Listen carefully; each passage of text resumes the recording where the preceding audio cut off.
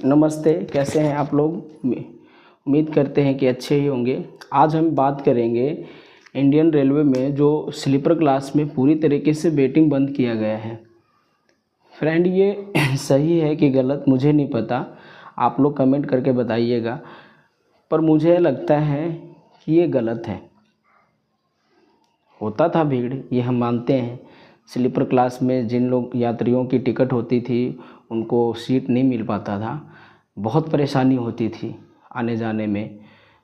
लेकिन उन यात्रियों में बहुत से ऐसे यात्री होते थे जिनकी अपनी एक मजबूरी होती थी, उनकी वेटिंग से जाना मजबूरी होती थी। और आप पूरे तरीके से वेटिंग बंद कर दीजिएगा तो वो यात्री कैसे जा पाएंगे। आप सोच सकते हैं फ्रेंड, मान लीजिए कि जिनका कंफर्म बर्थ होगा वो तो जाएंगे, चलो मान लिया। टिकट बिहार यूपी जिस रूट पे जो ट्रेनें चलती है ना, चाहे वो ट्रेन दिल्ली से आती हो, चाहे वो मुंबई से आती हो, या देश के किसी भी कोने से आती हो, जो ट्रेन बिहार और यूपी में जाएगी उस ट्रेन के अंदर भीड़ बहुत ज़्यादा होती है। अब मान लो कि जिसके घर में अचानक से कोई प्रोग्राम हो गया या कोई ऐसी बात हो गई जिसमें उसको जाना ज़रूरी है, जिसके घर में पहले प्री प्लान है, जिसके घर में पहले से कोई प्लान है, वो तो चलो टिकट करवा लेगा, चला जाएगा। लेकिन जिनको अचानक जाना हो गया वो कैसे जाएंगे बताइए। और उसके साथ उसकी फैमिली, मान लीजिए बूढ़े माँ बाप हो गए, बूढ़े माँ बाप नहीं है तो छोटे छोटे बच्चे हो गए, तो वो कैसे जा पाएंगे। स्लीपर में पहले ही मतलब इतनी भीड़ होती थी जनरल होने के बावजूद, और जनरल में भी भीड़ होती थी, सभी यात्रियों ने देखा है, तो कैसे जा पाएंगे। ये मानते हैं कि वेटिंग हटा देने से कुछ फ़ायदा होगा। जिन यात्री की कंफर्म बर्थ होगी वो भीड़ भाड़ से बचेंगे, अपने बर्थ पे बैठेंगे। हमने किसी का टिकट बुक कर दिया, उनके साथ चाहे कोई हो चाहे ना हो, मतलब वो कोई भी जाएगा जिसके साथ मतलब समझदार आदमी हो ना हो, अपने बर्थ पे जाके बैठेगा और आराम से चला जाएगा, इतनी दिक्कत नहीं आएगी। लेकिन जिसके पास मजबूरी है वो सफ़र कैसे कर पाएगा। रेलवे को पूरी तरीके से वेटिंग बंद नहीं करनी चाहिए थी, मेरा जहाँ तक मानना है।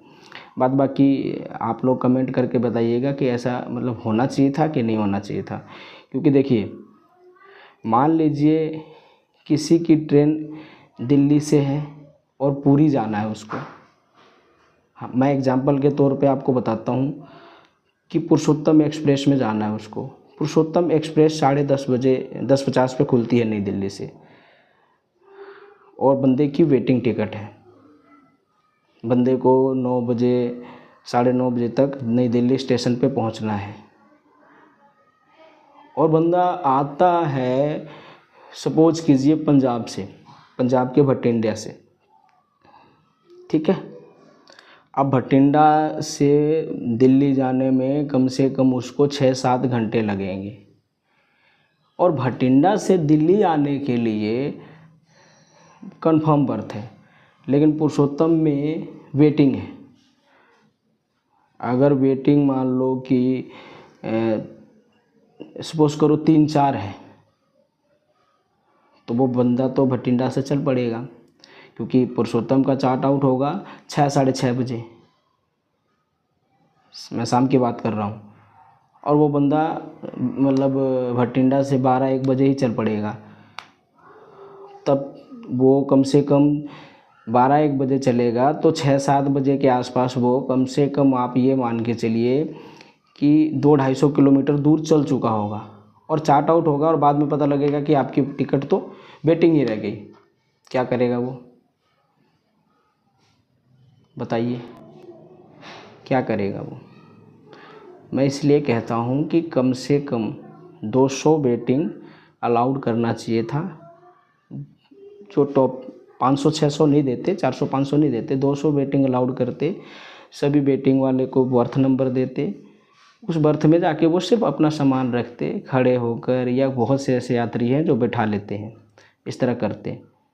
आप पूरे तरीके से वेटिंग बंद कर दे रहे हैं, ये तो गलत बात है। क्योंकि देखिए गैदरिंग कब हुआ था, जब मान लो कोरोना हुआ, उसके बाद 3rd AC को बढ़ाया गया, सीट की बोगियाँ कम की गई, इसके बाद बहुत ज़्यादा प्रॉब्लम हुई थी। ये बात ठीक है कि वेटिंग होने से यात्रियों को बहुत दिक्कत होती थी, लेकिन इतना वेटिंग दे देते थे कि मत पूछिए। वेटिंग देते भी थे, प्लस में जो फ़ाइन एट अ टाइम दे के बंदा मतलब जनरल में नहीं चढ़ पाता था, फिर वो स्लीपर में जाता था, फ़ाइन दे के चला जाता था। अब क्या होगा कि जो स्लीपर में मतलब जिसको जाना है उसको तो 3-4 महीने पहले कंफर्म बर्थ लेना ही होगा। आप सपोज़ कीजिए एक फैमिली से 4 मेंबर ने टिकट लिया, उनकी वेटिंग थी 3, 4, 5, 6,